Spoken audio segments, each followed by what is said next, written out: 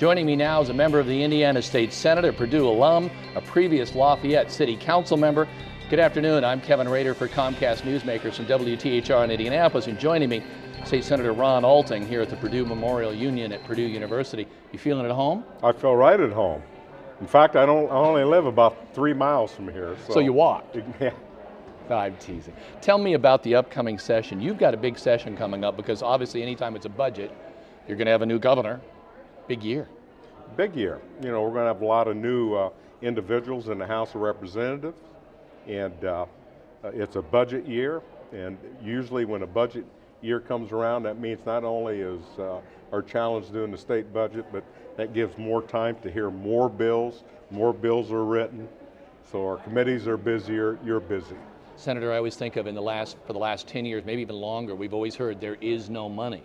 The problem now for you guys is that there is some, even if the economy is bad, because you know everybody's going to want to spend it.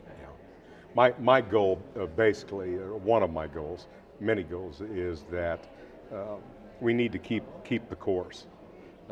We've done a great job with Mitch Daniels in there as governor. We've got more change in the bank than we ever have in the history of Indiana. All of our bills are paid. Economic development.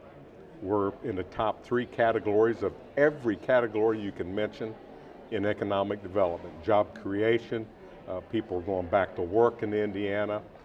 We need to keep the course. We need to continue on job retention and creating new jobs and just keep moving forward and not go backwards. It's working, and it has worked. The Indiana Economic Development Commission that Mitch created has done a fabulous job. We need to continue to pat them on the back and give them the resources to continue to recruit companies to the great state of Indiana. It's working.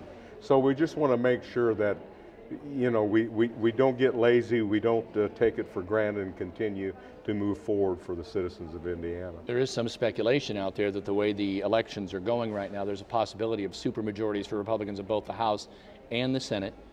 If that's the case, are Republicans going to be able to police themselves?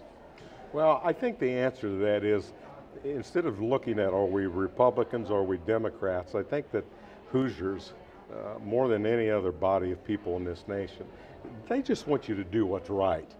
You know, just roll up your shirt sleeves, go to work for us, and do what's in the best interest of Hoosiers. And that's kind of my, you know, I try not to be a politician, I try to be a statesman. And that is of doing what's right for the people. I'll let them worry about strategies and let them worry about, you know, what license plate number they're going to get and how close they park to the state house and what titles they get. I don't worry about any of that.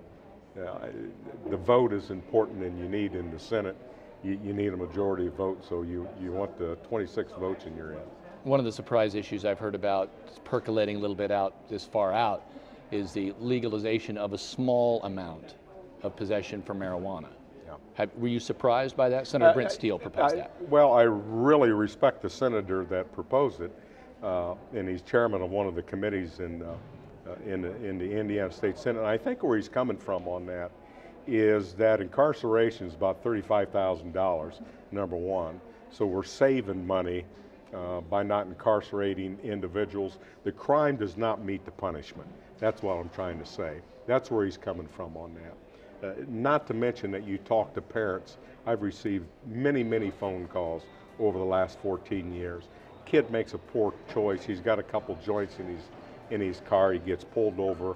You know, before you know it, it turns in he's a felony. It's a felon offense. It's with him the rest of his life. I think we got to be sensitive to that. I have always voted against the legalization of marijuana, and I will continue to vote against it. But I do think we need to look at this. State Senator, thank you. Ron Alting, thank you for joining us. Thank you. And we'll see you in a couple of months. Thank you. Look forward to it. I'm Kevin Rader. It's Comcast Newsmakers.